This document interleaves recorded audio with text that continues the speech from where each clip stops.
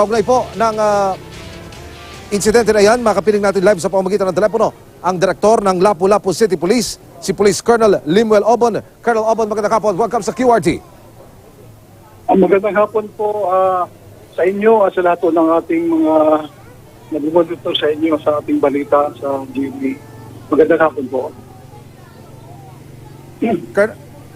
Colonel Obon, kamusta po ang pursuit operation na isinasagawa ng PNP para humadakipan na sa likod ng krimen? Patuloy po, walang litap ang ating hot pursuit operation sa last ng mga locations ng ating pinupursu na suspect. Meron po tayong person of interest, but we believe na ito yung talaga may kagagawan.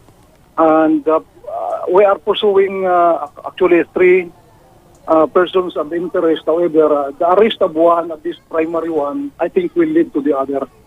So, tuloy-tuloy po tayo dyan. Sana ay matagpuan namin ang kanyang location. Colonel Obon, yung binabanggit ninyong 3 persons of interest, ano po ang kaugnayan nito sa biktima?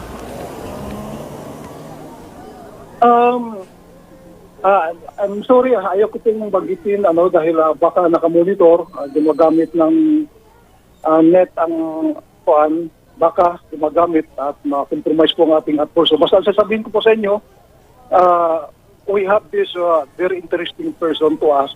We firmly believe na siya ang may kagagawa nito at kasampo ng kanyang 2 kasama. Colonel Obon, lubos po namin ito na unawaan. Pero maaari nyo bang mabanggit, bagaman at gumugulong pa rin ang inyong pagsiyasat, kung may motibo na ho ba kayong nakikita dito ho sa karumal-dumal na krimen na ito? Una, base sa autopsy report ng ating sa medico-legal, lumalabas na parang hindi nagalaw ang ating biktima at wala kasing latest nga laceration sa kanyang genitals. So, at saka ang sinasabi rin ng ating medico-legal na ang insidente, ang pagpatay, ang pananaksak ay nangyari mga bandang alas 10 ng gabi hanggang alas 2 ng madaling araw. Naaakma yun sa ating monitoring or follow-up dahil bandang 1:50 nang mayroong mapansin yung mga tao na kumakahol at umaandar ang mga motorsiklo doon kung saan namin nakita ang bangkay ng biktima. So it was already 6:45 in the morning ng Monday nang matanggap namin ang report sa kapulisan na mayroong yung biktima doon o may patay na tao doon sa area na yun sa Barangay Bangkal. Ano nakikita nyo rito, Colonel Obon? Robbery o personal na alitan o ano nakikita niyo? Ang nakikita ko po dito parang iba ito eh.